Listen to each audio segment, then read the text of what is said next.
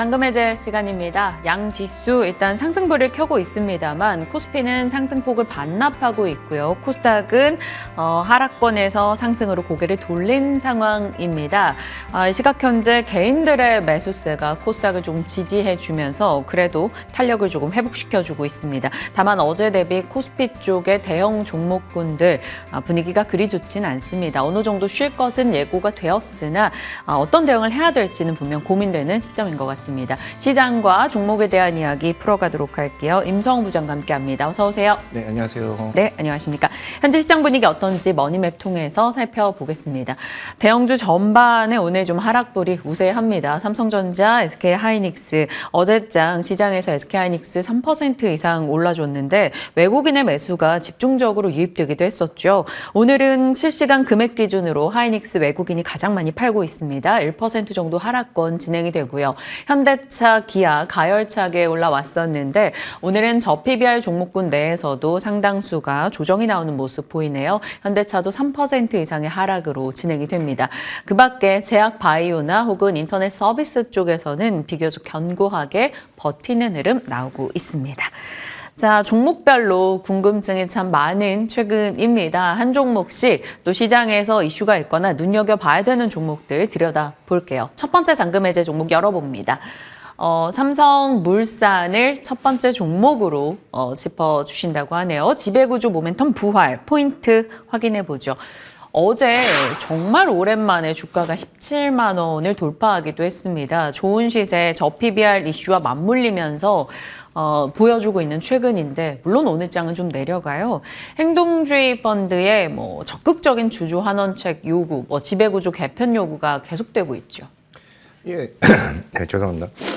제가 삼성물산 오늘 가져온 이유는 이 종목은 일반적인 저PBR 기업 밸류업 종목들과는 달리 네. 이 그룹의 지배구조를 건드릴 수 있는 이슈가 있어요. 말씀하신 대로 작년 연말에 이미 행동주의 펀드들 한 3-4곳에서 이 공시를 했고요. 이들이 요구하는 건 이제 자사주 매입, 이사회 다각화, 지주회사 체제 재편 이런 거를 요구했는데 그래서 얘는 지난 연말에 이미 먼저 1차적인 상승을 했었어요. 네. 그랬다가 좀 조정받다가 1월 말에 밸류업 프로그램 종목들이랑 같이 이제 급등 본격적으로 상승하는 상황인데요.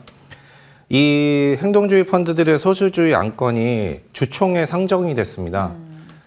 좀 의미가 있는데요. 이 삼성그룹 지배구조 최상단에 있는 회사죠. 삼성물산은. 네. 이 물산에 대한 공격이 주총 안건으로 상정된 최초의 사례거든요. 그래서 여기 그림을 보시면 이 빨간색이 이제 그 행동주의 펀드들이 제안한 내용인데요. 네. 배당을 이제 회사에서는 2,550원을 책정했는데 그보다 70%가 더 높은 4,500원. 그리고 이제 자기 주식을 5천억 이상 취득을 또 해라. 이런 부분을 이제 제안하고 있습니다. 네. 근데 이들이 요구한 이제 그거를 금액으로 환산하면은 1조가 넘거든요. 그래서 지금 꽤 관심을 가져야 될 상황입니다. 네. 안 그래도 3월 15일 이제 개최되는 정기 주주총회 상당히 중요한 변곡이 될 수 있다라며 시장에서 관심을 두고 있는 종목이기도 합니다. 삼성물산 50일째 신고가 행진을 기록해 왔었는데요. 다음 포인트는 그럼 뭘 봐야 되는지 열어보겠습니다. 지분율 감소, 결국 그럼 오너일가 상속세 이쪽 생각해 봐야 되나요? 네, 맞습니다. 지금 이게 이제 문제가 되는 거는 이제 오너일가의 지분율이 줄어들고 있는 상황에서 들어온 공격이라는 거죠. 그래서 지금 삼성물산에서는 이례적으로 의결권 위임 호소문을 발표를 했어요. 2월 15일 이제 다트에 공시를 해가지고 내용 보시면 아까 말씀드린 1조가 넘는 금액을 좀 요청했다. 네. 그래서 제발 그 기관들께서는 저희에게 의결권 위임을 해주셔라. 이런 내용의 호소문을 배포를 한 상태인데요. 사실 겉으로는 1조 원이 넘는 금액, 이제 이 회사의 잉여 현금 흐름을 모두 다 써야 된다. 네. 이래서 이거는 너무 부담스러운 회사의 장기적인 성장에 있어서 부담이 되는 부분이다. 이렇게 말씀을 하셨지만 사실은 말씀드린 대로 상속세 납부로 인해서 총수일가의 지분율이 줄어들고 있는 상황이라서 약간 그 부분이 지금 불편할 수밖에 없는 상황이라고 저는 보여지거든요. 이 삼성그룹 지배구조 개편 시나리오는 사실은 지금은 완전히 묻혀졌습니다. 네. 2014년이죠. 그때 제일모직과 삼성 SDS가 상장하고 바로 제일모직과 삼성물산이 합병했을 때까지만 해도 이 지배구조, 삼성그룹의 지배구조 모멘텀이 시장을 거의 압도하는 그 모멘텀이었는데요.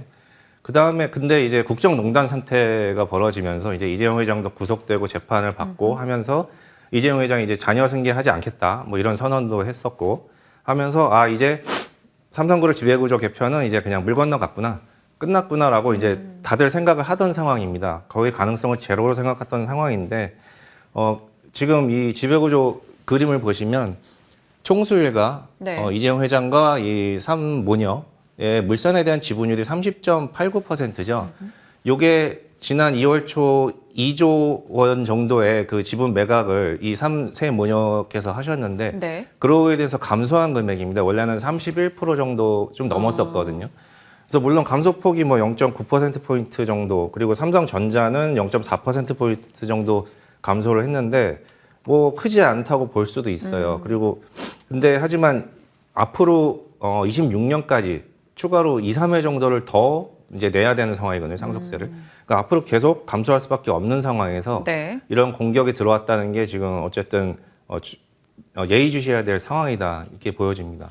총수일가의 지분은 줄고 있는데 행동주의 펀드의 움직임은 더 공격적으로 진행이 되고 있고 그 가운데 과연 의결권은 앞으로 어떻게 모이게 될 것인가 중요해 보입니다. 3월 15일 주총 이후의 흐름도 궁금하고요. 그러면 그런 상황에서 삼성물산을 보유하고 있거나 아니면 보유하고 싶었던 분들은 어떤 전략을 취해야 될지가 이제 궁극적인 이 종목에 대한 관전 포인트인 것 같아요. 세 번째 포인트는 포인트네요. 어떤 포인트입니까? 예, 그 행동주의 펀드들의 지분율이 1.4%밖에 안 돼서 사실 이번 주총에서 그들의 의견이 관철될 가능성은 굉장히 적어요, 사실. 국민연금만 회사 쪽에 표를 들어줘도 이제 충분하거든요. 네. 그래서 이제 그 가능성은 적지만 이제 중요한 거는 이게 앞으로 또 계속될 수도 있다라는 거죠. 이제 총수일가 지분율이 계속 줄어들 거고 이 상황에서 삼성그룹의 지배구조가 아직 미완성 상태인 상황에서 행동주의 펀드들의 공격이 계속적으로 앞으로도 일어날 수 있다라는 부분이거든요. 그래서 과거의 삼성 지배구조 개편 시나리오를 다시 한번 열어보면은 그때 핵심적인 거는 뭐였냐면은 삼성전자의 분할 그리고 삼성전자 분할된 투자회사와 삼성물산의 합병이 핵심 두 가지 요소였거든요. 근데 만약에 이런 게 만약에 가능성이 다시 뭐 좀 현실화될 수 있다. 만약에 네. 이렇게 되면은 이제 삼성전자와 삼성물산의 가치가 큰 폭으로 상승을 할 수밖에 없거든요. 그래서 시장에서는 그쪽으로 수급이 블랙홀이 될 수도 있어요. 그래서 물론 지금으로서는 그 가능성은 좀 적다고 볼 수밖에 없지만 근데 삼성그룹 지배구조가 미완성이라는 증거가 이제 있는데요. 삼성준법감시위원회가 있습니다. 여기에 이찬희 위원장님이 지난 1월 말에 얼마 안 됐죠. 회의를 하셨는데 향후 과제, 이번 3기의 과제로 컨트롤 타워와 지배구조 개선을 제시를 했어요. 그러니까 그룹의 지배구조는 아직 더 뭔가 해야 될 여지가 있다라는 얘기거든요. 그룹에서도 인지를 하고 있다라는 얘기죠. 그래서 이 부분은 계속 예의주시해야 될, 그러니까 과거의 그 재편 시나리오를 일단은 우리가 기억은 하고 알고는 있어야 될 상황이라고 저는 보고, 일단은 당장 단기적으로는 그 주총까지는 주가가 좀 상승 추세를 보일 가능성이 높다고 봅니다. 오늘은 좀 빠지는데, 일단은 그 삼성물산과 삼성전자가 지배력을 높이는 하나의 방법은 또 자사주 매입 소각이거든요. 그래서 전자나 물산에서 추가적인 매입 소각 발표가 나올 가능성은 일단 단기적으로는 좀 있다라고 저는 생각이 됩니다. 그래서 네. 일단 주총까지는 좀 관심 있게 종목을 지켜보셔도 될 것 같습니다. 최근에 가격이 이제 좀 시장의 관심을 저 PBR 이슈와 함께 이런 행동주의 펀드 움직임 속에 관심을 받았습니다. 어느 정도 목표가 생각하고 가야 될까요? 예, 제가 생각하는 목표가는 일단 21만 5천 원인데요. 지금 현재의 이 삼성물산의 자회사들의 시총을 반영하고, 그 다음에 이 물산 본업의 영업 가치를 반영을 하고, 네. 그 다음에 이제 중복 상장이니까요. 그 자회사 가치를 할인을 했을 때, 이 할인율은 사실 과거에 삼성물산이 최저 할인율을 받았을 때가 35% 정도였습니다. 그거를 적용하면은 제 계산으로는 21만 5천 원 정도가 나오고요. 근데 만약에 여기서 앞서 말씀드린 삼성그룹 지배구조 개편 시나리오가 다시 만약에 가능성이 반영이 되기 시작한다. 네. 그러면 이보다 훨씬 더 좀 높아질 여지가 있는데요. 일단은 20만 원 정도 좀 넘어서는 수준까지는 보셔도 될 것 같습니다. 삼성물산 20만 원 이상의 목표가 우선적으로 바라보자라고 답변 주셨습니다. 조금 구체적으로 전략을 주셨으니까요. 앞으로 있을 이슈에 대해서 관전 포인트 놓고 가격들도 한번 체크해 보시길 바랍니다. 첫 번째 종목 삼성물산이었습니다. 지난 연말부터 꾸준하게 나름 좋은 시세를 회복한 종목이었고요. 다음 두 번째 종목은 지난해부터 꾸준하게 나름 변곡을 겪으면서도 올라오고 있는 종목입니다. 오로스테크놀로지. 쌓을수록 오로스. 광고 문구 같네요. 지금 HBM 이런 쪽에 반도체 얘기가 나올 때마다 데이터 처리량이 많아지고 그러면 그것을 잘 쌓고 적충하고 이런 거에 대한 관심도가 올라가 있어요. 아마 그런 맥락에서 또 좀 주목해야 될 장비주가 아닐까 싶은데 첫 번째 포인트 열어보겠습니다. KLA의 경쟁사. IR에서 그런 얘기 있더라고요. 이 오로스 테크놀로지가 장비를 내놓으면 KLA가 그거의 업그레이드 버전을 또 내놓으면서 약간 KLA가 경쟁사로 인식하는 기업이다. 이런 식의 코멘트요. 네, 맞습니다. 현재 최신 제품, 양사의 최신 제품만 비교했을 때는 오로스 테크놀로지의 성능이 조금 더 좋아요. 그래서 말씀하신 대로 KLA가 다음 신제품은 오로스보다 더 나은 성능으로 내놓을 가능성이 있죠. 근데 어쨌든 말씀을 드리면 이 회사의 주력 제품은 이제 오버레이 계측 장비인데요. 네. 오버레이라는 거는 메모리를 쌓았을 때 그거를 이게 잘 정렬이 됐는지를 계측하는 그 부분입니다. 근데 이 계측 시장을 KLA가 독점하던 시장이에요. 이제 전 세계 시장 규모는 1조 원 정도로 그렇게 큰 건 아닌데 네. 필수적으로 들어가야 되는 장비거든요. 특히 최근처럼 이제 HBM이 이제 더 이슈가 돼서 그런데 HBM이 아니어도 사실 이 메모리 업계는 이 메모리 적층에 대한 부분이 계속 진행되던 상황이었거든요. 그러니까 계속 집적도를 높이기 위해서.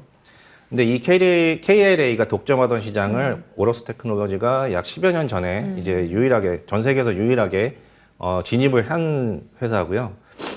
이 오버레이 계측이 왜 중요하냐면 이 표에서 보시는 거는 이제 반도체 수율 저하 요인을 이제 나눠 본 건데 네. 일단은 직접적인 패턴 결함이 제일 큰 부분을 차지하고 40%. 정렬 문제가. 그 다음이 정렬 문제입니다. 그러니까 이 정렬이라고 말씀드렸죠, 오버레이가. 네. 그래서 오버레이 계측 장비에 전 세계 2개 회사밖에 없는 거예요. 근데 KLA가 거의 90% 이상을 독점하던 상황이었고요. 근데 이제 이 회사가 진출한 거고요. 그래서 이제 사실은 HBM 이전에는 네. 이 노광공정, 반도체 전공정 중에 노광공정에 이 오버레이 계측 장비가 네. 들어갔었습니다. 그래서 사실 삼성전자나 하이닉스의 이 전공정 설비 투자, 이거에 좀 연동이 많이 되는 실적이 연동이 됐었는데 이 HBM이 들어오면서 이제 또 다른 이제 새로운 어떤 후공정단에서 이것도 DSB로 구멍을 뚫고 네. 적층을 해야 되니까요. 이 부분이 새로운 시장이 열린 거죠. 그래서 그 부분이 있고요. 그리고 이 회사의 또 다른 장비는 이제 워피지 장비라고 하는데요. 네. 이거는 이제 워피지라는 건 웨이퍼의 휨 현상입니다. 이게 웨이퍼에 이제 점점 적층이 많이 되면서 열과 압력을 그 공정에서 열과 압력이 많이 가해지는데 그때 웨이퍼가 휠 수가 있어요. 이렇게 되면은 이제 버릴 수밖에 없겠죠. 그래서 그 휨 현상을 계측하고 또 제어하는 그 장비를 최근에 실제로 삼성전자 향으로 2번에 걸쳐서 납품을 했습니다. 공시가 나와 있고요. 네. 그래서 하이닉스도 이제 16단 HBM을 최근에 발표를 했거든요. 그러니까 이 HBM도 계속 지금은 12단인데요. 계속 그 층수가 올라가는 상황이라서 이 오버레이 계측에 그리고 워피지 장비의 수요는 계속 늘어날 수밖에 없다. 이게 이제 첫 번째 포인트입니다. 기존의 HBM이 이슈가 되기 전에도 이 전공정단의 노광공정에서 오버레이 장비로서 주목을 받았는데 이제 HBM이 더 이슈가 되면서 후공정 장비로서도 채택이 되고 있다라는 점 말씀 주셨고 이렇게 반도체를 적층하는 과정에서 중요한 수율과 생산에 굉장히 중요한 정렬 부분에 해당하는 장비사입니다. 오로스 테크놀로지 꾸준히 지난해부터 시장 참여자분들이라면 많이 이야기 들어보셨을 것 같아요. 자, 다음 포인트 열어보도록 하겠습니다. 중국이 들어와 있네요. 하이닉스나 삼성전자가 고객사인 건 알겠고 지금 중국이나 다른 쪽으로도 좀 확대되고 있는 겁니까? 네. 이 시장이 말씀드린 대로 KLA가 독점하던 시장이기 네. 때문에 KLA는 미국 회사죠. 이 KLA는 사실 이 장비뿐이 아니라 계측이나 검사 장비에서 거의 전 세계를 거의 압도하는 회사죠. 네. 그래서 미국이 대중 반도체 장비를 제재한 상황이기 때문에 중국 입장에서는 이 장비는 반드시 필요한데 중국도 지금 반도체 투자를 굉장히 많이 하고 있죠.